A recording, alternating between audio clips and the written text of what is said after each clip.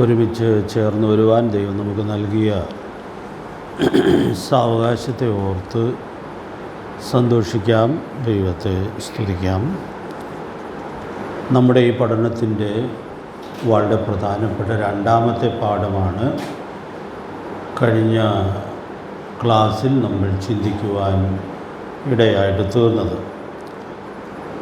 സ്നാനത്തോടുള്ള ബന്ധത്തിൽ കർത്താവ് നൽകിയ കൽപ്പനയോട് അനുസരണം കാണിച്ച അപ്പസ്തോലിക മാതൃകയെക്കുറിച്ചായിരുന്നു കഴിഞ്ഞ ക്ലാസ്സിൽ നാം ചിന്തിച്ചത്. രണ്ട് സുപ്രധാനമായ സത്യങ്ങൾ ആ ബന്ധത്തിൽ നമ്മൾ ഓർത്തായിരുന്നു. അപ്പോസ്തലന്മാർ തങ്ങളുടെ ശുശ്രൂഷയിൽ വാമൊഴിയായി സ്നാനത്തിന് വളരെ പ്രാധാന്യം കൊടുത്തിരുന്നു എന്നുള്ളതായ കാര്യം നമ്മൾ കാണുകയുണ്ടായി. രണ്ടാമത്തെ കാര്യമാണ് ഞാൻ പറഞ്ഞുകൊണ്ടിരുന്നത്. അപ്പോസ്തല പ്രവൃത്തികളുടെ ചരിത്രം നമ്മൾ പരിശോധിക്കുമ്പോൾ രക്ഷിക്കപ്പെട്ടു എന്ന് ഉറപ്പുവരുത്തിയാണ് അപ്പോസ്തലന്മാർ സ്നാനപ്പെടുത്തിയിരുന്നത് എന്നുള്ളതായ കാര്യം നമ്മൾ കാണുകയുണ്ടായി. രണ്ട് പ്രധാനപ്പെട്ട തെളിവുകൾ ആ ബന്ധത്തിൽ ഞാൻ ഓർപ്പിച്ചു. 2-ാം അധ്യായത്തിൻ്റെ 41-ാമത്തെ വാക്യത്തിലും ആ വലിയ സത്യം നമ്മൾ കാണുന്നുണ്ട്. 8-ാം അധ്യായത്തിലെ സ്നാന ചരിത്രത്തിൽ ഈ സത്യം നമുക്ക് വളരെ തെളിവായിട്ട് ഉൾക്കൊള്ളുവാൻ സാധിക്കുന്നുണ്ട്. അതാണ് ഞാൻ കഴിഞ്ഞ ക്ലാസ്സിൽ ഒടുവിൽ പറഞ്ഞ് നിർത്തിയത്. ഷണ്ണൻ സ്നാനത്തിന് ആവശ്യപ്പെടുമ്പോഴും നീ പൂർണ്ണഹൃദയത്തോടെ വിശ്വസിക്കുന്നുവെങ്കിൽ ആകാം എന്ന് പറഞ്ഞ് അവൻ്റെ വിശ്വാസത്തെ ഉറപ്പുവരുത്തിയാണ് അവനെ സ്നാനപ്പെടുത്തിയത് എന്നുള്ളതായ അനുഗ്രഹീതമായ മാതൃക നമുക്ക് ഉൾക്കൊള്ളാനായിട്ട് സാധിക്കുകയാണ്. അതോട് ചേർത്ത് ഒരു കാര്യം കൂടി ഞാനൊന്ന് പറഞ്ഞ് ഇന്നടുത്ത പാഠത്തിലേക്ക് കടക്കാം എന്ന് വിചാരിക്കുകയാണ്. സ്നാനത്തിൽ കർത്താവായ യേശുക്രിസ്തുവിൻ്റെ മരണ അടക്ക പുനരുത്ഥാനത്തോടുള്ള ഏകീഭാവം നടക്കുന്നുണ്ട്. രണ്ട് പ്രധാനപ്പെട്ട വേദഭാഗങ്ങളാണ് നമ്മൾ ആ ബന്ധത്തിൽ ചിന്തിക്കണം എന്ന് ആഗ്രഹിക്കുന്നത്. ഒത്തിരി വിശദമായിട്ടത് പറയേണ്ട ആവശ്യമില്ല. ഒറ്റ വായനയിൽ തന്നെ നമുക്കത് ഉൾക്കൊള്ളാനായിട്ട് സാധിക്കും. കൊലോസ്യ ലേഖനം 2-ാം അധ്യായത്തിൻ്റെ 12-ാമത്തെ വാക്യത്തിൽ അപ്പോസ്തലനായ പൗലോസ് ഈ സത്യം വളരെ കൃത്യമായി വെളിപ്പെടുത്തുന്നതായിട്ട് നമ്മൾ കാണുന്നുണ്ട്. വായിക്കാം. 2-ാം അധ്യായത്തിൻ്റെ 12-ാമത്തെ വാക്യം. അവനോടുകൂടെ അടക്കപ്പെടുകയും അവനെ മരിച്ചവരുടെ ഉയർത്തെഴുന്നേൽപ്പിച്ച ദൈവത്തിന്റെ വ്യാപാര ശക്തിയിലുള്ള വിശ്വാസത്താൽ അവനോടുകൂടെ നിങ്ങളും ഉയർത്തെഴുന്നേൽക്കുകയും ചെയ്തു. അപ്പോൾ അവിടെ എത്ര കൃത്യമായിട്ടാണ് യേശുക്രിസ്തുവിൻ്റെ മരണ അടക്ക പുനരുത്ഥാനത്തിൻ്റെ ഏകീഭാവം ഈ അനുഷ്ഠാനത്തിലുണ്ട് എന്നുള്ളത് ദൈവാത്മാവ് വെളിപ്പെടുത്തുന്നത്. അതിന് വ്യാഖ്യാനവും വിശദീകരണവും ഒന്നും ആവശ്യമില്ല.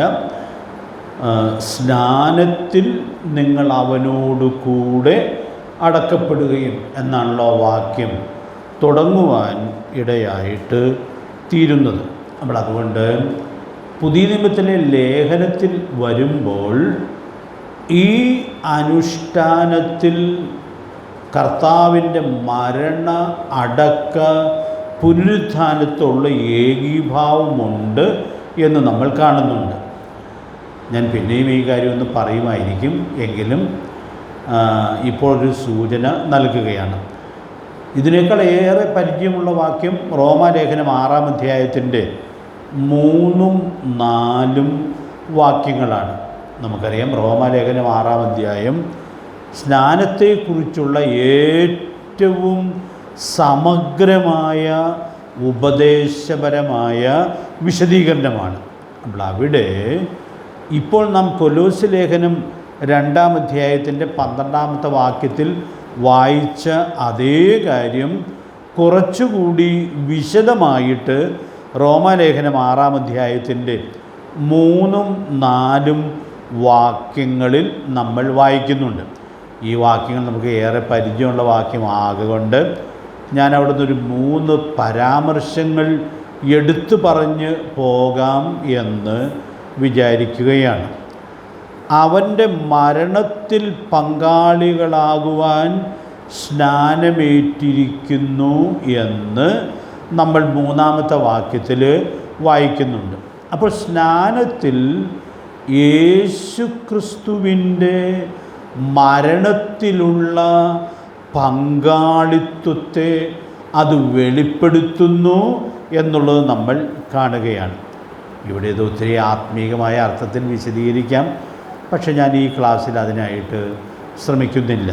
നമ്മുടെ കർത്താവിൻ്റെ മരണമാണ് നമ്മുടെ വിശ്വാസത്തിൻ്റെ ഏറ്റവും പ്രധാനപ്പെട്ട ഘടകമായിട്ട് ഇരിക്കുന്നത്. നമ്മുടെ ഇന്നലെ ഒരുമിച്ച് കൂടി കർത്താവിനെ ഓർത്തു അവൻ്റെ മരണത്തെ പ്രസ്താവിച്ചു. സുവിശേഷം അറിയിക്കുമ്പോൾ നമ്മൾ ആ മരണത്തെ പ്രസംഗിക്കുകയാണ്. അത് ക്രിസ്തീയ വിശ്വാസത്തിൻ്റെ ഏറ്റവും കാതലായിട്ടുള്ള ഘടകമാണ്. മാത്രമല്ല കൊരിന്ത്യർ ലേഖനത്തിൽ വരുമ്പോൾ അപ്പോസ്തലനായ പൗലോസ് പറയുന്നത് നമ്മളെപ്പോഴും ആ മരണത്തെ വഹിച്ചുകൊണ്ട് ജീവിക്കുകയാണ്. അപ്പോൾ യേശുക്രിസ്തുവിൻ്റെ മരണത്തിൽ നാം പങ്കാളികളായിട്ട് തീരുന്നു എന്നുള്ളത് സ്നാനത്തിൽ സാക്ഷ്യപ്പെടുത്തപ്പെടുന്നു എന്നുള്ളതായ വലിയ സത്യം നമുക്കവിടെ ഉൾക്കൊള്ളാനായിട്ട് കഴിയുകയാണ്. അടുത്ത പ്രയോഗം 4-ാമത്തെ വാക്യത്തിൽ നാം വായിക്കുന്നത് സ്നാനത്താൽ നാം അവനോടു കൂടെ, അടുത്ത വാക്യം എന്താണ്? കുഴിച്ചിടപ്പെട്ടു. അപ്പോൾ അവിടെ കർത്താവിൻ്റെ അടക്കത്തോടുള്ള ഏകീഭാവം നമ്മൾ കാണുകയാണ്. ഇതിൻ്റെ ഒരു അല്പ വിശദീകരണം ഞാൻ പിന്നെ ഓർപ്പിക്കുന്നതാണ്.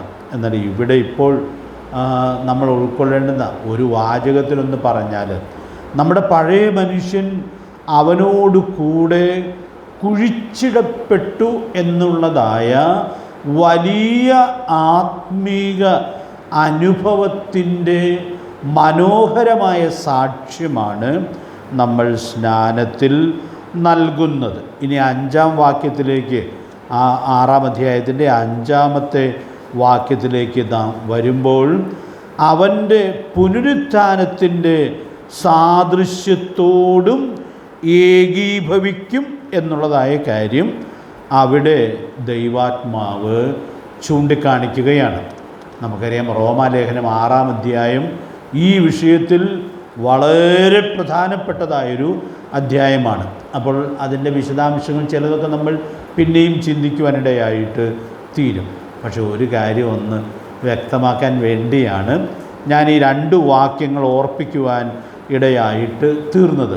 കർത്താവിൻ്റെ മരണ അടക്ക പുനരുത്ഥാനത്തോടുള്ള ഏകീഭാവം ഈ പ്രധാനപ്പെട്ട അനുഷ്ഠാനത്തിൽ അടങ്ങിയിരിക്കുന്നു എന്നുള്ളത് നമ്മൾ കാണുകയാണ്. ഇനി ഞാനൊരു സ്റ്റേറ്റ്മെൻറ്റ് പറയുകയാണ്. മരിച്ചവരെ അത്യാവശ്യമായും കുഴിച്ചിടണം. അത് ഒഴിവാക്കാവുന്നൊരു കാര്യം അല്ല. പക്ഷേ മരിക്കാത്തവരെ കുഴിച്ചിടുന്നത് വളരെ ഗുരുതരമായ കുറ്റമാണ്. അപ്പോൾ ഞാൻ ആ വാചകത്തിൽ നിന്നും നമ്മുടെ പഠനത്തിൽ ഉൾക്കൊള്ളേണ്ട വളരെ പ്രധാനപ്പെട്ടൊരു സത്യം ഓർപ്പിക്കുകയാണ്. രക്ഷിക്കപ്പെട്ടവരെ സ്നാനപ്പെടുത്തണം. അത് വളരെ അത്യാവശ്യമായിരിക്കുന്നതായ കാര്യമാണ്. പക്ഷേ രക്ഷിക്കപ്പെടാത്തവരെ സ്നാനപ്പെടുത്താൻ പാടില്ല. അപ്പോൾ രക്ഷിക്കപ്പെട്ടു എന്നുള്ളതായ കാര്യം ഉറപ്പാക്കി സ്നാനപ്പെടുത്തേണ്ടതിൻ്റെ പ്രാധാന്യം ദൈവാത്മാവ് ഇവിടെ ചൂണ്ടിക്കാണിക്കുകയാണ്. ഇത് വളരെ ലാഘവമായിട്ടൊക്കെ ചെയ്യുന്ന ആളുകളും അങ്ങനെയുള്ള ക്രമീകരണങ്ങളുമൊക്കെ നമുക്ക് ലോകത്തിൽ കാണാൻ സാധിക്കുന്നുണ്ട്. കഴിയുന്നിടത്തോളം അധികം പേരെ സ്നാനപ്പെടുത്തി വിടുന്നത് ഒരു വലിയ വിജയമായി കണക്കാക്കുന്ന രീതികളും നമ്മുടെ ചുറ്റുപാടും നമുക്ക് കാണുവാനായിട്ട് സാധിക്കുന്നുണ്ട്. പക്ഷേ ഇന്ന് രാത്രി ഞാൻ ഓർപ്പിക്കട്ടെ, അപ്പസ്തോലിക മാതൃക രക്ഷിക്കപ്പെട്ടു എന്ന് ഉറപ്പുള്ളവരെ മാത്രമേ സ്നാനപ്പെടുത്താറുള്ളൂ. അതാ മനോഹരമായ മാതൃക നമുക്ക് ഇവിടെ ഉൾക്കൊള്ളാനായിട്ട് സാധിക്കേണ്ടിയിരിക്കുന്നു. ദൈവാത്മാവ് നമ്മെ സഹായിക്കട്ടെ. അതുകൊണ്ട് ഈ വിഷയത്തിൽ അപ്പോസ്തലന്മാർ നമ്മെ പഠിപ്പിച്ചിട്ടുള്ള ഈ മനോഹരമായ മാതൃക ഉൾക്കൊള്ളാനായിട്ട് സാധിക്കണം. കഴിഞ്ഞ ക്ലാസ്സിൽ ഞാൻ ഓർപ്പിച്ചതുപോലെ ഇവിടെ സൂക്ഷ്മത പുലർത്തിയാൽ മറ്റ് പല പ്രയാസങ്ങളിൽ നിന്നും നമുക്ക് നമ്മെ തന്നെ സൂക്ഷിക്കാനായിട്ട് സാധിക്കും. അതിൻ്റെ വിശദീകരണത്തിലേക്ക് ഞാൻ പോകണം എന്ന് ആഗ്രഹിക്കുന്നില്ല. മൂന്നാമതൊരു കാര്യം കൂടി അപ്പോസ്തലിക മാതൃകയിൽ നമ്മൾ ഉൾക്കൊള്ളണം എന്ന് ആഗ്രഹിക്കുകയാണ്. അപ്പോസ്തലന്മാർ വെള്ളത്തിൽ ഇറങ്ങി വെള്ളത്തിൽ മുക്കി സ്നാനപ്പെടുത്തുകയായിരുന്നു എന്നുള്ളതായ കാര്യം നമുക്ക് പ്രവൃത്തികളുടെ പുസ്തകത്തിൽ ഉൾക്കൊള്ളാനായിട്ട് സാധിക്കുന്നുണ്ട്. നമ്മൾ കഴിഞ്ഞ ദിവസമൊക്കെ ഓർത്തതുപോലെ ഒത്തിരി സ്നാന ശുശ്രൂഷകളുടെ ചരിത്രം ദൈവവചനത്തിൽ ഉണ്ട് എന്നിരിക്കലും വിശദമായൊരു ചരിത്രം നമുക്ക് ലഭിക്കുന്നത് അപ്പോസ്തലപ്രവൃത്തികളുടെ പുസ്തകം 8-ാം അധ്യായത്തിൽ ഷണ്ണൻ്റെ സ്നാനത്തിലാണ്. അപ്പോൾ അവിടെ 2 വാക്യങ്ങൾ നമുക്കൊന്ന് വായിച്ചു പോകാം എന്ന് ഞാൻ കരുതുന്നു. ഇതൊന്നും ആർക്കും സംശയമുള്ള കാര്യമല്ല, എങ്കിലും നമ്മളിതിൻ്റെ ഒരു വ്യക്തതയ്ക്ക് വേണ്ടി അത് ചിന്തിക്കുകയാണ്. 8-ാം അധ്യായം അതിൻ്റെ 38-ഉം 39-ഉം വാക്യങ്ങൾ വായിക്കാം.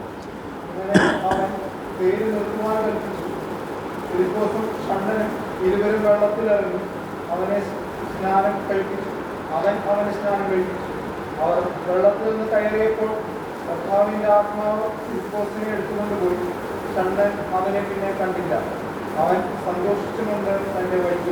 വളരെ വിശദമായിട്ട് ഈ ചരിത്രം ദൈവാത്മാവ് എഴുതി തന്നിരിക്കുകയാണ്. അതുകൊണ്ട് വലിയ അക്ഷരത്തിലുള്ള വിശദീകരണമൊന്നും ഞാൻ ഈ ക്ലാസ്സിൽ പറയണം എന്ന് ആഗ്രഹിക്കുന്നില്ല. വഴിയാത്രയിൽ കണ്ടെത്തിയ ഷണ്ണനോട് ഫിലിപ്പോസ് സുവിശേഷം പങ്കിട്ടു, സ്നാനത്തെക്കുറിച്ചും പറഞ്ഞു, സ്നാനത്തിന് ആവശ്യപ്പെട്ടു. അവൻ രക്ഷിക്കപ്പെട്ടോ എന്നുള്ളത് ഫിലിപ്പോസ് ചോദിച്ച് വളരെ കൃത്യമായിട്ടും ഉറപ്പാക്കി. പിന്നീട് ഈ സ്നാന ശുശ്രൂഷയിലേക്ക് അവർ നീങ്ങുന്നതാണ് നാം ഇവിടെ കാണുന്നത്. അപ്പോൾ ആ വായിച്ച വേദഭാഗത്ത് ആ വാക്യങ്ങളിൽ അത് വളരെ വ്യക്തമാണ്. അവർ ഇരുവരും വെള്ളത്തിൽ ഇറങ്ങി ഫിലിപ്പോസ് ഷണ്ണനെ സ്നാനം കഴിപ്പിച്ചു എന്നുള്ളതായ കാര്യം നമുക്കിവിടെ ഉൾക്കൊള്ളാനായിട്ട് സാധിക്കുന്നുണ്ട്. സ്നാനത്തിന് മൂലഭാഷയിൽ ഉപയോഗിച്ചുള്ള വാക്കും അതിൻ്റെ അർത്ഥത്തിലൂടെയൊക്കെ മുക്കി സ്നാനപ്പെടുത്തി എന്നുള്ളതായ കാര്യം നമ്മൾ സാധാരണ ചിന്തിക്കാറുണ്ട്. ഞാൻ ആ വിശദീകരണത്തിലേക്കൊന്നും പോകേണ്ടതില്ല എന്ന് വിചാരിക്കുകയാണ്. പ്രിയപ്പെട്ടവരെ, അപ്പോസ്തലന്മാർ ഈ കാര്യം വളരെ സൂക്ഷ്മതയോടെ മാതൃകയായിട്ട് നിർവഹിച്ചു എന്നുള്ളത് നമുക്ക് ഇവിടെ ഉൾക്കൊള്ളാനായിട്ട് സാധിക്കുന്നുണ്ട്. മറ്റൊരു തെളിവ് കൂടി ഞാൻ ആ ബന്ധത്തിൽ ഓർപ്പിക്കുകയാണ്. കർത്താവ് നാം ചെയ്യുന്ന എല്ലാ കാര്യത്തിലും മാതൃകയായിരിക്കുന്നത് പോലെ സ്നാനത്തിനും മാതൃകയാണ്. അപ്പോൾ ആ ചരിത്രം നമുക്ക് മത്തായി സുവിശേഷം 3-ാം അധ്യായത്തിൻ്റെ 13 മുതൽ 16 വരെയുള്ള വാക്യങ്ങളിൽ വായിക്കുവാനായിട്ട് സാധിക്കുന്നുണ്ട്. നമുക്കെല്ലാം നല്ല പരിചയമുള്ള ചരിത്രമാകൊണ്ട് അത് വായിക്കേണ്ടതില്ല എന്ന് ഞാൻ വിചാരിക്കുന്നു. അവിടെ നമ്മുടെ കർത്താവിൻ്റെ സ്നാനം യോഹന്നാൻ സ്നാപകൻ്റെ കൈക്കീഴിൽ കർത്താവ് സ്നാനപ്പെടുന്നത് നാം ഇവിടെ കാണുകയാണ്. അപ്പോൾ അവിടെ ആ കാര്യത്തിന് വേണ്ടി യോഹന്നാൻ തടസ്സം പറയുന്നുണ്ട്. എങ്കിലും കർത്താവ് ആ അനുഗ്രഹീതമായ ശുശ്രൂഷയ്ക്ക് തന്നെ വിനയപ്പെടുത്തി നമുക്കൊരു വലിയ മാതൃകയായിട്ട് തീർന്നു എന്നുള്ളത് നാം കാണുന്നുണ്ട്. സ്നാനത്തോടുള്ള ബന്ധത്തിൽ നമ്മൾ പാടാറുള്ളതായ ആ മനോഹരമായ പാട്ടിൽ കർത്താവിൻ്റെ സ്നാനവുമൊക്കെ വളരെ ഭംഗിയായിട്ട് പാട്ടുകാരൻ വിശദീകരിച്ചിരിക്കുന്നത് നാം സാധാരണ പാടാറുണ്ട്. അതിൻ്റെ വിശദീകരണത്തിലേക്ക് ഞാൻ ഒത്തിരി പോകണം എന്ന് ആഗ്രഹിക്കുന്നില്ല. അതിൻ്റെ 16-ാമത്തെ വാക്യത്തിൽ നാം വായിക്കുന്നത്, യേശു സ്നാനം ഏറ്റ ഉടനെ വെള്ളത്തിൽ നിന്ന് കയറി എന്നുള്ളതായ മനോഹരമായ പ്രയോഗം നമുക്കിവിടെ ഉൾക്കൊള്ളാനായിട്ട് സാധിക്കുന്നുണ്ട്. അപ്പോൾ യോഹന്നാൻ സ്നാപകൻ സ്നാനം നടത്തിയിരുന്നതും വെള്ളത്തിൽ ഇറങ്ങി വെള്ളത്തിൽ മുക്കി സ്നാനപ്പെടുത്തിയിരുന്നു എന്നുള്ളതായ ആ വലിയ സത്യം നമുക്കിവിടെ ഉൾക്കൊള്ളുവാനായിട്ട് സാധിക്കുകയാണ്. അപ്പോൾ ഞാൻ ഇങ്ങനെ ഓർപ്പിക്കട്ടെ, ഇവിടെ അപ്പോസ്തലന്മാർ സ്നാന ശുശ്രൂഷ നിർവഹിക്കുമ്പോൾ ഈ കാര്യം പ്രത്യേകാൽ സൂക്ഷിച്ചിരുന്നു എന്നുള്ളത് നമ്മൾ കാണുകയാണ്. ഇനി ഞാനൊരു ചോദ്യം നിങ്ങളോട് ചോദിക്കുകയാണ്. ഈ രണ്ട് കാര്യങ്ങൾ ഞാൻ ചരിത്രപരമായ പ്രത്യേകതയിൽ നിന്നാണ് എടുത്ത് പറഞ്ഞത്. എന്നാൽ വെള്ളത്തിൽ മുക്കിയാണ് സ്നാനപ്പെടുത്തേണ്ടത് എന്നുള്ളതായ സത്യം വളരെ കൃത്യമായി വിശദീകരിക്കുന്ന രണ്ട് വാക്യങ്ങൾ ഉണ്ട്. ആ വാക്യങ്ങൾ ഏതാണ് എന്നുള്ളത് നിങ്ങൾക്കൊന്ന് പറയാമോ? മുക്കിയാണ് സ്നാനപ്പെടുത്തേണ്ടത് എന്നുള്ളത് ഖണ്ഡിതമായിട്ട് ഉറപ്പിക്കുന്ന രണ്ട് വാക്യങ്ങൾ. ഈ ചോദ്യം ചോദിക്കാൻ പാടില്ലാത്തതാണ്. കാരണം ഈ രണ്ട് വാക്യങ്ങളാണ് ഞാൻ ഇതുവരെ വിശദീകരിക്കുവാൻ ഇടയായിട്ട് തീർന്നത്. അതെ, റോമാലേഖനം 6-ാം അധ്യായത്തിലെ 3 മുതൽ 5 വരെയുള്ള വാക്യങ്ങളിലും പിന്നെ നമ്മൾ വായിച്ച വാക്യം ഏതാണ്? കൊലോസ്യ ലേഖനം 2-ാം അധ്യായത്തിൻ്റെ 12-ാമത്തെ വാക്യത്തിലും സ്നാനത്തിൽ വെളിപ്പെടുത്തപ്പെടുന്ന ആ അനുഗ്രഹീതമായ സാക്ഷ്യം ദൈവാത്മാവ് വിശദീകരിക്കുമ്പോൾ നമ്മുടെ കർത്താവിൻ്റെ മരണ അടക്ക പുനരുത്ഥാനത്തോടുള്ള ആ ഏകീഭാവം അതിലുണ്ട് എന്നുള്ളതായ ആ വലിയ സത്യം നമ്മൾ പുതിയ നിയമത്തിൽ നിന്നും ചേർത്ത് ചിന്തിക്കുവാൻ ഇടയായിട്ട് തീരുമ്പോൾ ആ സാദൃശ്യം ഏറ്റവും മനോഹരമായി വെളിപ്പെടുത്തപ്പെടുന്നത് വെള്ളത്തിൽ മുക്കി സ്നാനപ്പെടുത്തുന്നതിലൂടെയാണ്.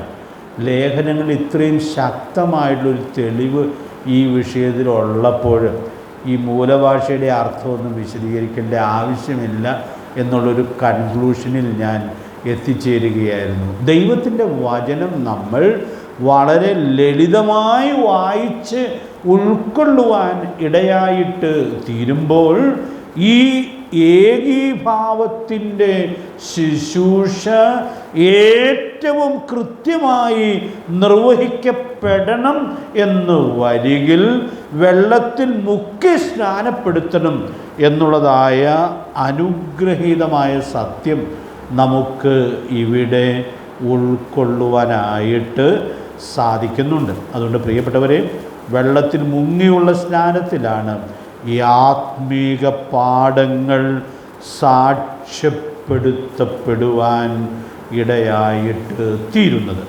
അപ്പോൾ അപ്പോസ്തലന്മാരുടെ മാതൃക നാം സൂക്ഷ്മമായിട്ട് പരിശോധിക്കുമ്പോൾ നമ്മുടെ കർത്താവ് നൽകിയ കൽപ്പനയിൽ നിന്ന് ഇടത്തോട്ടോ വലത്തോട്ടോ മാറാതെ അതേറ്റവും കൃത്യമായ നിലയിൽ അപ്പോസ്തലന്മാർ ആചരിച്ചിരുന്നു എന്നുള്ളത് നമുക്ക് ഉൾക്കൊള്ളാനായിട്ട് സാധിക്കുകയാണ്.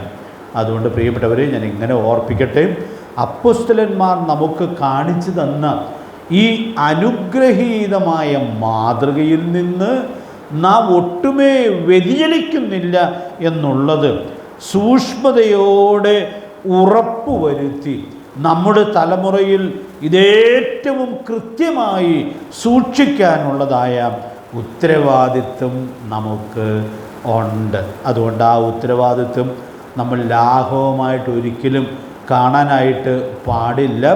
അപ്പസ്തോലിക മാതൃക എന്നുള്ളത് എത്രയോ അനുഗ്രഹീതമായൊരു വിഷയമായിട്ടാണ് ഇരിക്കുന്നത്. നമ്മളിനി ഈ പഠനത്തിൻ്റെ പ്രധാനപ്പെട്ട മൂന്നാം പാഠത്തിലേക്ക് പ്രവേശിക്കുകയാണ്. സ്നാനത്തെക്കുറിച്ചുള്ള അപ്പസ്തോലിക ഉപദേശം. നമ്മൾ ഈ 3 പാഠങ്ങളുടെ തലക്കെട്ട് നിർബന്ധമായിട്ടും ഓർത്തിരിക്കണം. അടുത്ത ക്ലാസ്സിൽ വരുമ്പോൾ സ്നാനപ്പെടാനുള്ള പിള്ളേരോട് ഇതൊന്ന് ചോദിക്കാൻ അവസരം ഉണ്ടായാൽ ചോദിക്കാം. 3 തലക്കെട്ടുകൾ. 1, കർത്താവ് നൽകിയ കൽപ്പനയുടെ മഹത്വം. 2, കൽപ്പന നേരിട്ട് പ്രാപിച്ച അപ്പസ്തോലിക മാതൃക. 3ാമത്തെ തലക്കെട്ട് സ്നാനത്തെക്കുറിച്ചുള്ള അപ്പസ്തോലിക ഉപദേശം. അപ്പോൾ ലേഖനങ്ങളിലേക്ക് നമ്മൾ വരുമ്പോൾ സ്നാനം എന്ന വിഷയത്തെ അധികരിക്കുന്ന ഉപദേശം വളരെ സവിസ്തരം ദൈവാത്മാവ് വിശദീകരിക്കുകയാണ്. നമ്മൾ കർത്തൃമേശയെല്ലാ കർത്തൃദിവസത്തിലും ആചരിക്കുന്നുണ്ട്. കർത്തൃമേശയും സ്നാനവുമായിട്ടൊരു ബന്ധമുണ്ട്. നമുക്കറിയാമല്ലോ ബന്ധം എന്താണ്. കർത്തൃമേശയും സ്നാനവുമായിട്ടൊരു ബന്ധമുണ്ട്. രണ്ടും സഭയുടെ അനുഷ്ഠാനങ്ങളാണ്. അനുഷ്ഠാനത്തിനൊരു നിർവചനമൊക്കെ നമ്മുടെ പഠനത്തിൽ നമ്മൾ നേരത്തെയും ധാരാളം ഓർത്തിട്ടുണ്ട്. ആന്തരികമായി അനുഭവിക്കുന്ന ദൈവകൃപയുടെ ബാഹ്യസാക്ഷ്യമാണ് അനുഷ്ഠാനം. അപ്പോൾ സ്നാനത്തിലൂടെ ആന്തരികമായി അനുഭവിക്കുന്ന ആ വലിയ ദൈവകൃപയെ സാക്ഷ്യപ്പെടുത്തുകയാണ്. കർത്തൃമേശ ആചരിക്കുമ്പോഴും ഒരു ദൈവ പൈതൽ ആന്തരികമായി അനുഭവിക്കുന്ന ദൈവകൃപയെ ഓരോ കർത്തൃദിവസത്തിലും ആവർത്തിച്ച് സാക്ഷ്യപ്പെടുത്തുകയാണ്. പക്ഷെ ഞാനിപ്പോൾ ഒരു വ്യത്യാസം പറയാൻ ആഗ്രഹിച്ചത്, ഈ ലേഖനങ്ങളിലേക്ക് നമ്മൾ വരുമ്പോൾ കർത്തൃമേശയെക്കുറിച്ചുള്ളതായ സൂക്ഷ്മമായ ഉപദേശ വിശദീകരണം 1 കൊരിന്ത്യർ 10ഉം 11ഉം അധ്യായങ്ങളിലാണ് നമുക്ക് ലഭിക്കുന്നത്. എന്നാൽ ഈ സ്നാനത്തെ സംബന്ധിക്കുന്ന ഉപദേശപരമായ വിശദീകരണം മറ്റനേക സ്ഥാനങ്ങളിൽ ദൈവാത്മാവ് ആവർത്തിച്ചും സവിസ്തരവും നൽകുന്നുണ്ട് എന്നുള്ളത് നമുക്കിവിടെ ഉൾക്കൊള്ളാനായിട്ട് സാധിക്കുകയാണ്. അതുകൊണ്ട് ഞാൻ കർത്തൃമേശയുടെ പ്രാധാന്യക്കുറവ് പറയാനല്ല കേട്ടോ ഇത് ആഗ്രഹിക്കുന്നത്. കർത്തൃമേശ ആചരിക്കുക എന്നുള്ളത് എത്രയോ പ്രധാനപ്പെട്ട കാര്യമാണ്. നമ്മളത് വളരെ വിശദമായിട്ട് ഓർത്തിട്ടുണ്ട്. എന്നാൽ സ്നാനത്തെ സംബന്ധിച്ചിടത്തോളം അതിൻ്റെ ഉപദേശപരമായ സത്യങ്ങൾ ഏറ്റവും വിശദമായി വിശദീകരിക്കപ്പെട്ടിരിക്കുന്നു എന്നുള്ളത് നാം ഇവിടെ ഉൾക്കൊള്ളേണ്ടിയിരിക്കുന്നു. നമുക്കറിയാം, അപ്പോസ്തലിക ഉപദേശം നമുക്ക് ലഭിച്ചിരിക്കുന്നത് പുതിയ നിയമത്തിലെ ലേഖനങ്ങളിലൂടെയാണ്. അപ്പം അതുകൊണ്ട് നമ്മൾ സാധാരണ ഉൾക്കൊള്ളുന്നൊരു കാര്യമാണ്. നമ്മുടെ സഭയെക്കുറിച്ചുള്ള പുസ്തകത്തിൽ അത് വളരെ കൃത്യമായി വിശദീകരിച്ചിട്ടുമുണ്ട്. എല്ലാ ഉപദേശത്തിൻ്റെയും ആത്യന്തികമായ രേഖ ലേഖനങ്ങളിലാണ് നമുക്ക് ലഭിക്കുന്നത്. വളരെ പരിചയമുള്ളൊരു 3 വാക്യങ്ങൾ റെഫറൻസ് എഴുതിയിട്ട് നമുക്ക് പോകാം, വേണമെങ്കിൽ പറഞ്ഞും പോകാം. നമുക്ക് നല്ല പരിചയമുള്ള 3 റെഫറൻസുകൾ. 1 തിമോഥെയോസ് 3-ാം അധ്യായത്തിൻ്റെ 15-ാമത്തെ വാക്യത്തിൽ സഭാപ്രമാണങ്ങൾ എവിടെയാണെന്ന് ദൈവത്തിൻ്റെ ദാസൻ എഴുതുകയാണ്. നമുക്കറിയാം, താമസിച്ചു പോയാലോ സത്യത്തിൻ്റെ തൂണും അടിസ്ഥാനവുമായി ജീവനുള്ള ദൈവത്തിൻ്റെ സഭയാകുന്ന ദൈവാലയത്തിൽ നടക്കേണ്ടത് എങ്ങനെയെന്ന് നീ അറിയേണ്ടതിന് ഇത് എഴുതുന്നു. സഭയാണ് സ്നാനം നടത്തുന്നത്. അപ്പോൾ അതിൻ്റെ വിശദാംശങ്ങൾ, അതിൻ്റെ ഉപദേശങ്ങൾ, അതിൻ്റെ മാതൃക ഒക്കെ നാം തിരുവെഴുത്തിൽ നിന്ന് ഉൾക്കൊള്ളുവാൻ ഇടയായിട്ട് തീരുകയാണ്. അപ്പോൾ ഈ അനുഷ്ഠാനത്തിൻ്റെ ഉപദേശപരമായ വിശദീകരണം ലേഖനങ്ങളിൽ ലഭിക്കുകയാണ്. 2 തെസ്സലോനിക്കർ 2-ാം അധ്യായത്തിൻ്റെ 15-ാമത്തെ വാക്യം അതൊന്ന് വായിച്ചേക്കൂ. 2 തെസ്സലോനിക്കർ 2-ാം അധ്യായത്തിൻ്റെ 15-ാമത്തെ വാക്യം.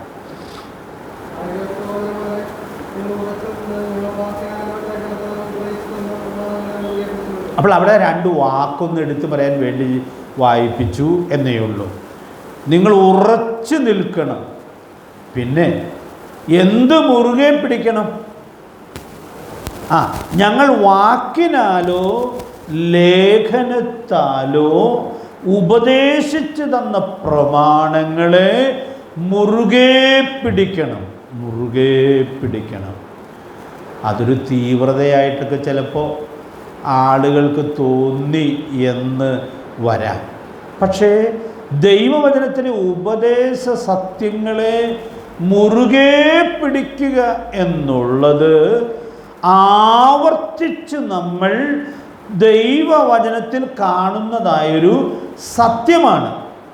തീത്തോസിൻ്റെ ലേഖനത്തിൽ മൂപ്പന്മാരുടെ യോഗ്യത പറയുമ്പോൾ ഈ വാക്ക് അവിടെ ഉപയോഗിക്കുന്നുണ്ട്. ഏത് വാക്കാണ്? മുറുകെ പിടിക്കുക. എന്ത് മുറുകെ പിടിക്കുന്നവരായിരിക്കണം എന്ന് പറയുന്ന അവിടെ? പഥ്യോപദേശത്തെ മുറുകെ പിടിക്കണം. മുറുകെ പിടിക്കണം. അതുകൊണ്ട് പ്രിയപ്പെട്ടവരെ, ഞാനിവിടെ ഓർപ്പിക്കാൻ ആഗ്രഹിക്കുന്ന കാര്യം, സ്നാനത്തോടുള്ള ബന്ധത്തിലായാലും കർത്തൃമേശയോടുള്ള ബന്ധത്തിലായാലും സഭയോട് ബന്ധപ്പെട്ട മറ്റ് ഏത് ഉപദേശ വിഷയങ്ങളിലായാലും ദൈവവചനം വെളിപ്പെടുത്തുന്ന പഥ്യോപദേശത്തെ മുറുകെ പിടിക്കുക എന്നുള്ളത് വളരെ പ്രധാനപ്പെട്ടതായൊരു കാര്യമാണ്. ഉപദേശപരമായ കാര്യങ്ങളിലൊക്കെ അങ്ങനെ മുറുകെ പിടിക്കുന്നത് അത്ര നല്ലതല്ല എന്നൊക്കെ ചിന്തിക്കുന്ന അഴഞ്ഞ സമീപനങ്ങൾ നമുക്ക് വിശ്വാസികളുടെ ഇടയിൽ കാണുവാനായിട്ട് സാധിക്കുന്നുണ്ട്. പ്രിയപ്പെട്ടവരെ, ഇവിടെ ദൈവാത്മാവ് വെളിപ്പെടുത്തുന്ന ഈ വാക്യങ്ങൾ നമുക്ക് നൽകുന്നതായ കാതലായ സത്യവും ഉൾക്കൊള്ളാനായിട്ട് സാധിക്കട്ടെ. അപ്പോൾ ഇത് മുറുകെ പിടിക്കുക എന്നുള്ളത് നമ്മുടെ ജീവിതത്തിൻ്റെ എല്ലാ തലങ്ങളിലും സൂക്ഷിക്കാനുള്ളതായ വലിയ ആവശ്യകതയുണ്ട്. ദൈവാത്മാവ് നമുക്ക് അതിനാവശ്യമായ ദൈവകൃപ നൽകട്ടെ. അതുകൊണ്ട് സ്നാനം എന്ന വിഷയത്തിലും ലേഖനങ്ങളിൽ വെളിപ്പെടുത്തപ്പെട്ടിരിക്കുന്ന ഉപദേശത്തെ കൃത്യമായി മനസ്സിലാക്കി മുറുകെ പിടിക്കേണ്ടിയിരിക്കുന്നു. ഒരു റെഫറൻസ് കൂടി എഴുതിയിട്ടുള്ളൂ. വെളിപ്പാട് പുസ്തകം 3-ാം അധ്യായം അതിൻ്റെ 8-ാമത്തെ വാക്യം, 8-ാം വാക്യത്തിൻ്റെ 2-ാമത്തെ ഭാഗം നമുക്കെല്ലാം മനപ്പാട് അറിയാവുന്ന വാക്യം. ഒരു സഭയെ കർത്താവ് പ്രശംസിക്കുകയാണ്. ഏത് സഭയാണ് പ്രശംസിക്കുന്നത്? ഫിലദൽഫിയയിലെ സഭയെ പ്രശംസിക്കുകയാണ്.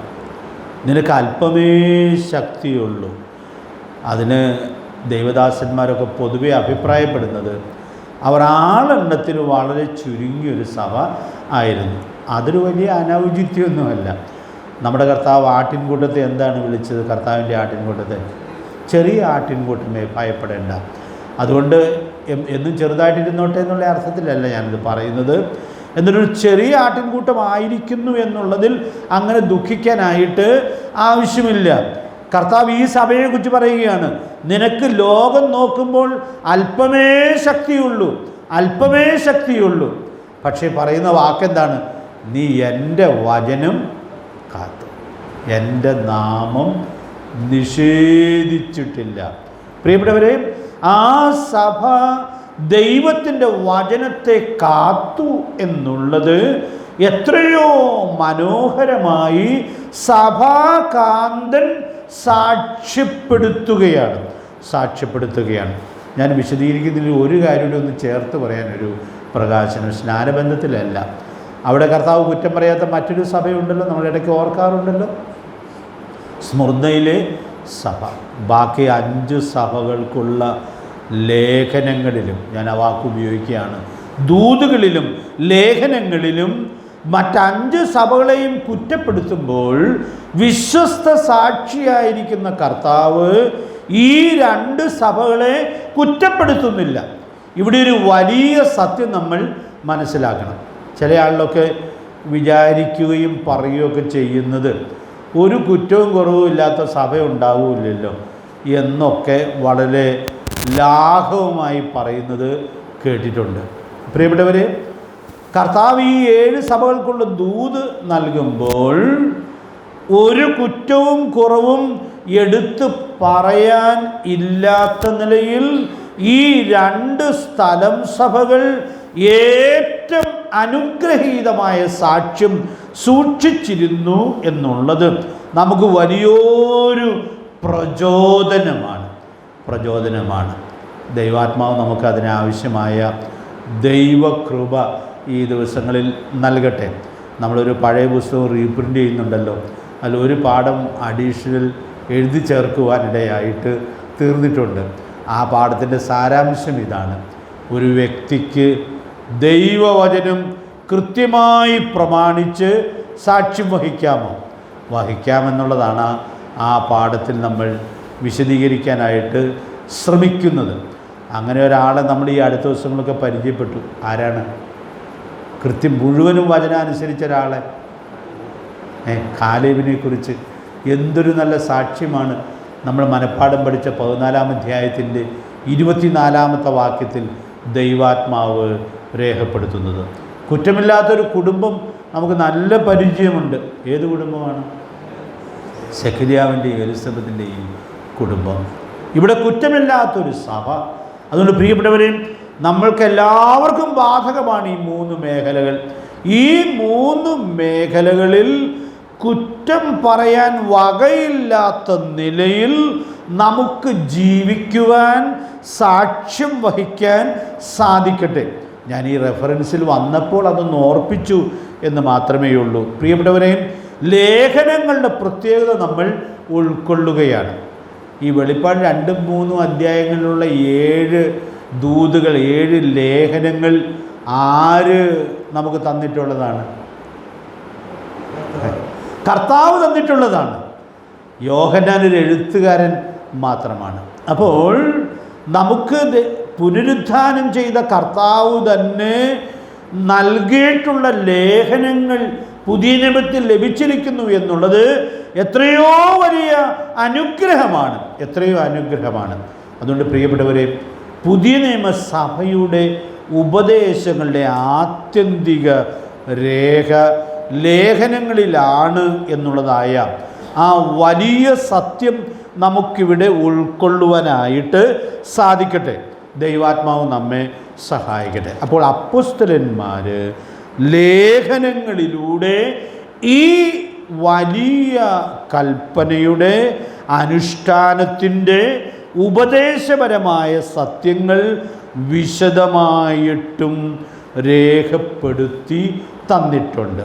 ഞാനിന്ന് പകൽ ഈ വാക്യത്തിലൂടെ കടന്നു പോകുമ്പോൾ, ഈ സത്യങ്ങൾ ചിന്തിക്കുമ്പോൾ, മത്തായി 28:19 ഓർത്തു. അത് നമ്മളെപ്പോഴും ഓർക്കുന്നതാണ്. നമ്മളെ പഠനത്തിലും വളരെ പ്രധാനപ്പെട്ടൊരു വാക്യമാണത്. ഓർക്കുന്നുണ്ട് ആ വാക്യം? ഞാൻ നിങ്ങളോട് കൽപ്പിച്ചതൊക്കെയും പ്രമാണിപ്പാൻ തക്കവണ്ണം ഉപദേശിക്കണം. അപ്പം ഞാനിന്ന് ഈ പാഠം കുറിക്കാൻ തുടങ്ങിയപ്പോൾ ഓർത്തു, ഈ അപ്പോസ്തലന്മാർ അപ്പോസ്തല പ്രവൃത്തികളുടെ പുസ്തകത്തിൽ അവരെങ്ങനെ അത് പ്രമാണിച്ചു എന്നുള്ളത് ആ ചരിത്രപരമായി രേഖപ്പെടുത്തപ്പെട്ടിരിക്കുകയാണ്. അപ്പോൾ പ്രവൃത്തികളുടെ പുസ്തകത്തിൽ അവർ കർത്താവിൻ്റെ ഈ കൽപ്പന എങ്ങനെ പ്രമാണിച്ചു എന്നുള്ളത് രേഖപ്പെടുത്തി തന്നിരിക്കുകയാണ്. ലേഖനങ്ങളിലേക്ക് വരുമ്പോൾ അവരെന്ത് ചെയ്തു? തലമുറകൾക്ക് വേണ്ടി ഈ വിഷയബന്ധത്തിൽ വേണ്ടിയ ഉപദേശങ്ങൾ വളരെ കൃത്യമായി എഴുതി തന്നിരിക്കുകയാണ്. അപ്പോൾ കർത്താവിൻ്റെ ശിഷ്യന്മാരെ, ആ 11 പേരെ അന്ന് കർത്താവ് ആ മലയിൽ വെച്ച് ഭരമേൽപ്പിച്ച ആ ഉത്തരവാദിത്വം അവരെത്രയോ വിശ്വസ്തമായി നിവർത്തിച്ചു എന്നുള്ളത് നാം കാണുകയാണ്. അത് അവർക്ക് മാത്രമുള്ള ഉത്തരവാദിത്വമല്ല, നമുക്കും ഉള്ളതായ ഉത്തരവാദിത്വമാണ്. എല്ലാ ശിഷ്യന്മാർക്കുമുള്ള ഉത്തരവാദിത്വമാണ്. അതുകൊണ്ട് ഇത് പഠിക്കാനും പ്രമാണിക്കാനും പഠിപ്പിക്കാനുമുള്ള കടപ്പാട് എല്ലാ ക്രിസ്തു ശിഷ്യന്മാർക്കും ഉണ്ട്. ചില സഭകളിലൊക്കെ സ്നാനത്തെക്കുറിച്ചുള്ള ക്ലാസ്സുകൾ അറേഞ്ച് ചെയ്യുമ്പോൾ സാധാരണ കണ്ടിട്ടുള്ളൊരു കാര്യം, സ്നാനപ്പെടാനുള്ള പിള്ളേർ മാത്രം വന്ന് അവരെ പഠിപ്പിക്കും.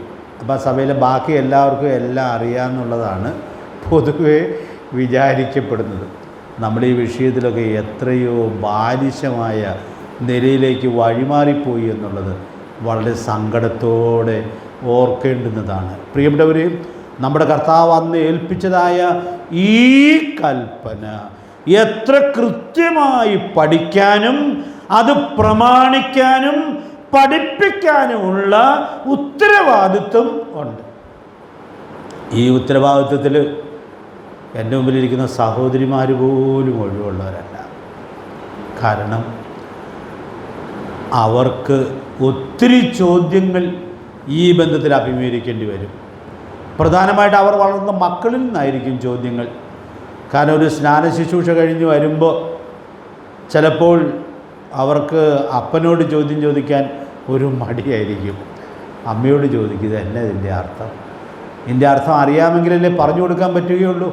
പ്രിയപ്പെട്ടവരെ, അതുകൊണ്ട് ഈ അപ്പോസ്തലന്മാർ ഈ സത്യം അവരത് ആചരിക്കുകയും ഏറ്റവും കൃത്യമായി പഠിപ്പിക്കുകയും ചെയ്തു എന്നുള്ളത് നമുക്കുള്ളൊരു മനോഹരമായിട്ടുള്ള പാഠമാണ്. ഞാൻ 3 വാക്കുകൾ ഉപയോഗിക്കുകയാണ്. ഇത് പഠിക്കാനും പ്രമാണിക്കാനും പഠിപ്പിക്കാനുമുള്ള കടപ്പാട് എല്ലാ ക്രിസ്തു ശിഷ്യന്മാർക്കും കർത്താവ് നൽകിയിരിക്കുന്നതാണ്. അതുകൊണ്ട് ലേഖനത്തിൽ നൽകുന്ന ഈ വിഷയത്തിലുള്ള വിശദാംശങ്ങൾ നമുക്ക് കൃത്യമായിട്ട് ഉൾക്കൊണ്ട് അത് പ്രായോഗികമാക്കാനായിട്ട് സാധിക്കേണ്ടിയിരിക്കുന്നു. ദൈവത്തിൻ്റെ ആത്മാവ് നമ്മെ സഹായിക്കട്ടെ. നമ്മൾ ഈ ലേഖനത്തിലെ പഠനത്തിലേക്ക് പ്രവേശിക്കുമ്പോൾ നമ്മുടെ ഈ പഠനത്തിലുള്ള ലിമിറ്റേഷൻ ഞാനൊന്ന് ഓർപ്പിക്കുകയാണ്. ഈ വിഷയം ലേഖനത്തിലുള്ള എല്ലാം പഠിപ്പിക്കണമെങ്കിൽ റോമാലേഖനം 6-ാം അധ്യായം വളരെ വിശദമായി പഠിപ്പിക്കണം. അത് വിശദമായി പഠിപ്പിക്കണമെങ്കിൽ എത്രയോ ബൈബിൾ ക്ലാസ് എടുക്കേണ്ടിയിരിക്കുന്നു. അപ്പോൾ അതുകൊണ്ട് നമ്മൾ അത്ര സവിസ്തരമായിട്ട് ഈ വിഷയം ഈ സീരീസിൽ പഠിക്കാനായിട്ട് ആഗ്രഹിക്കുന്നില്ല. എന്നാൽ നമ്മൾ ലേഖനങ്ങളിൽ നിന്ന് വളരെ പ്രധാനപ്പെട്ട ചില സത്യങ്ങൾ ഒന്ന് എടുത്ത് ധ്യാനിക്കണം എന്ന് ആഗ്രഹിക്കുകയാണ്. ദൈവാത്മാവ് നമുക്ക് ധാരാളം ദൈവകൃപ നൽകട്ടെ. അപ്പോസ്തലന്മാരിൽ ഒന്നാമൻ പത്രോസ് എന്നൊരു പ്രയോഗമുണ്ടല്ലോ. അദ്ദേഹം ഈ വിഷയത്തെക്കുറിച്ച് തൻ്റെ ലേഖനത്തിൽ എഴുതിയിട്ടുള്ളതായ ഉപദേശമാണ് ഞാൻ ആദ്യം പഠിപ്പിക്കാം എന്ന് വിചാരിക്കുന്നത്. നമ്മുടെ പുസ്തകത്തിലുള്ള ക്രമമനുസരിച്ച് റോമാലേഖനത്തിലാണ് ലേഖനങ്ങളിൽ ആദ്യം ഇത് വരുന്നതും കൂടുതൽ വിശദീകരിക്കുന്നതും. എങ്കിലും ഞാൻ പത്രോസ് അപ്പോസ്തലൻ നൽകിയ പ്രബോധനം ഇന്ന് രാത്രിയിൽ പറയാം എന്ന് ആഗ്രഹിക്കുകയാണ്. 1 പത്രോസ് 3-ാം അധ്യായത്തിൻ്റെ 20-21 വാക്യങ്ങളിലാണ് നമുക്ക് ഈ കാര്യം ഉൾക്കൊള്ളാനായിട്ട് സാധിക്കുന്നത്. 3-ാം അധ്യായത്തിൽ 20-21 വാക്യങ്ങൾ ഒന്ന് വായിക്കാം വേഗത്തിൽ. ആ പെട്ടകത്തിൽ അല്പജനം എന്ന് വെച്ചാൽ 8 പേർ വെള്ളത്തിൽ കൂടി രക്ഷ പ്രാപിച്ചു. അത് സ്നാനത്തിൻ്റെ ഒരു മുൻകൂടി.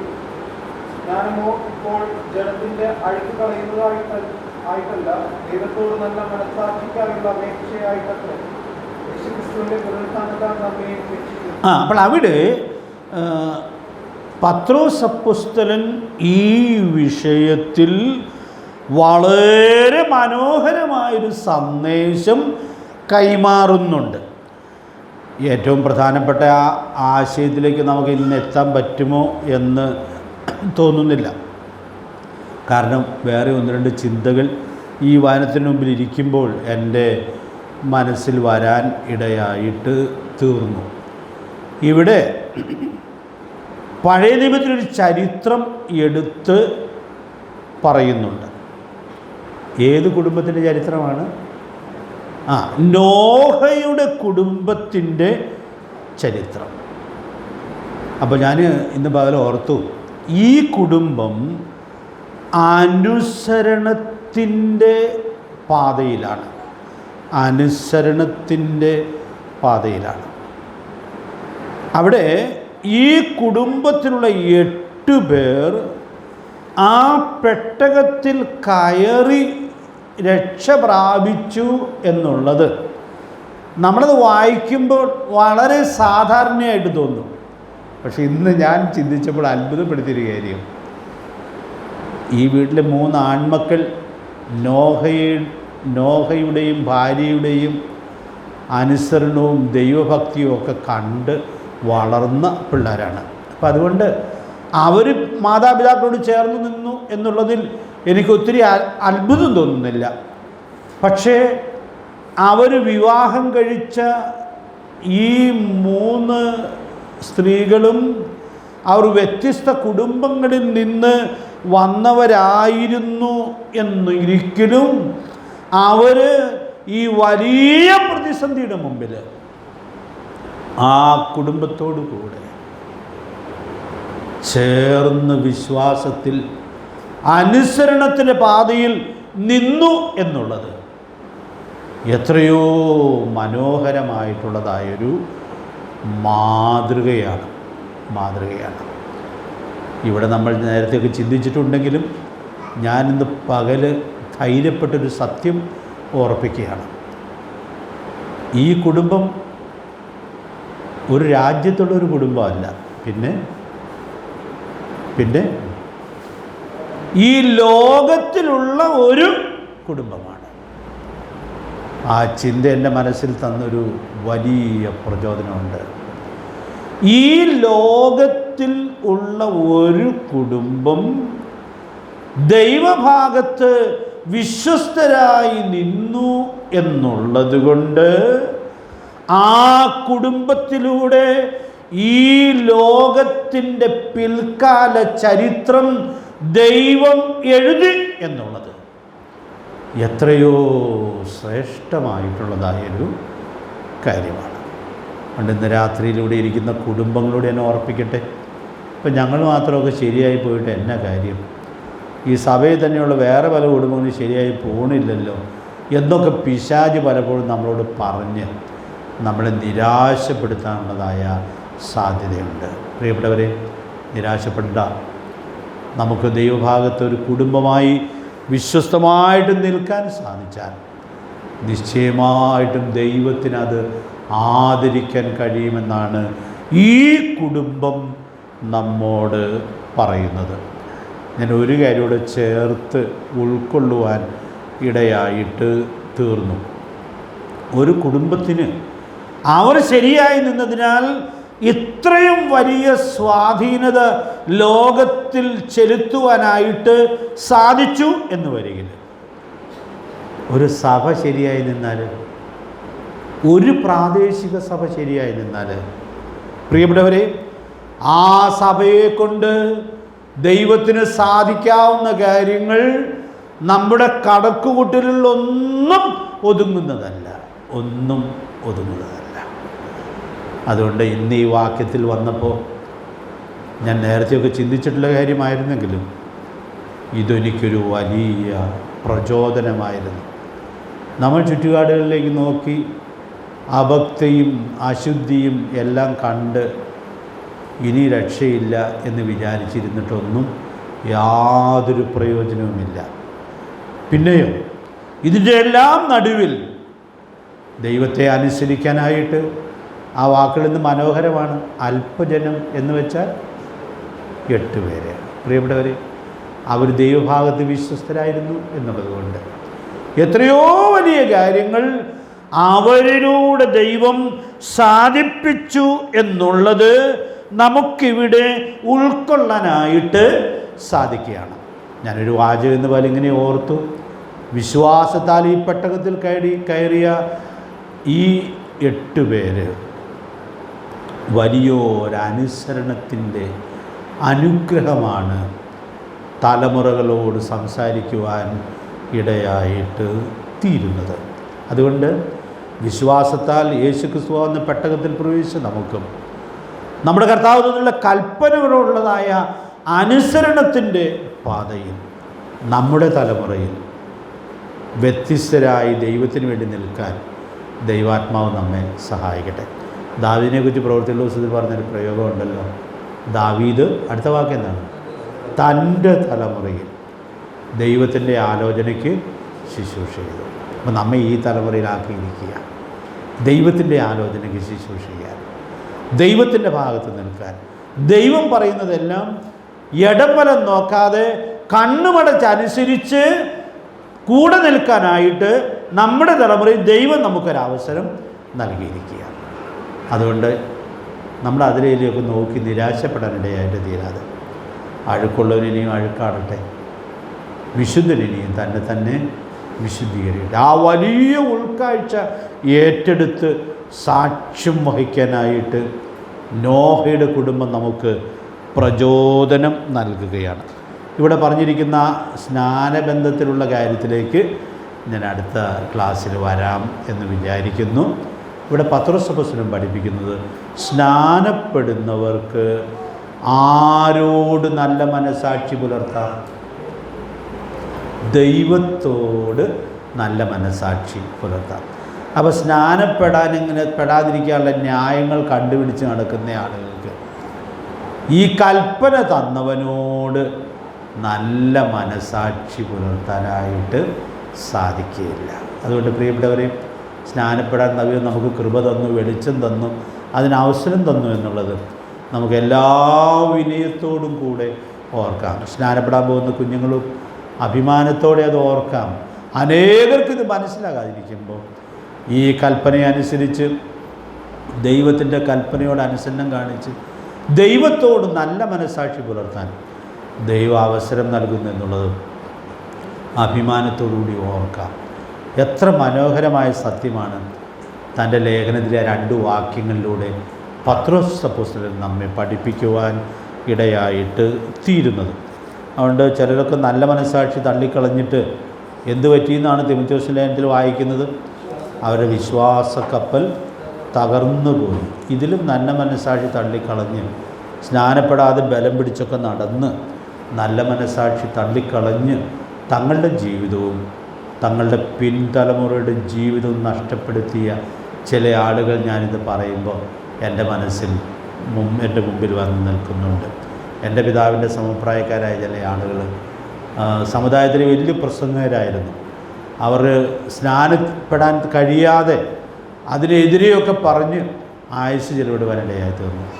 അവരുടെ മക്കളും കൊച്ചുമക്കളും ഒക്കെ മദ്യപാനികളായി നടക്കുന്നത് കാണുമ്പോൾ ഞാൻ പലപ്പോഴും ഓർക്കാറുണ്ട്, ഈ നല്ല മനസാക്ഷി സൂക്ഷിക്കാൻ സാധിക്കാതെ പോയത് അവർക്ക് നഷ്ടമായെന്ന് മാത്രമല്ല, അവരുടെ അടുത്ത തലമുറകൾക്കും വലിയ നഷ്ടമായിട്ട് തീർന്നു. നമുക്കങ്ങനെ വരാതിരിക്കട്ടെ. നമുക്ക് ദൈവം തന്ന ഈ വലിയ കൃപയെ എല്ലാ നന്ദിയോടും കൂടെ പ്രയോജനപ്പെടുത്തി വരുന്ന ദിവസങ്ങളിൽ സാക്ഷ്യം വഹിക്കത്തക്കവണ്ണം ദൈവാത്മാവ് നമുക്ക് എല്ലാവർക്കും കൃപ നൽകട്ടെ. ഈ ആലോചന അതിന് സഹായമാകട്ടെ. കർത്താവിൻ്റെ വിലയേറിയ നാമം ഇന്നും എന്നേക്കും വാഴ്ത്തപ്പെടുമാറാകട്ടെ.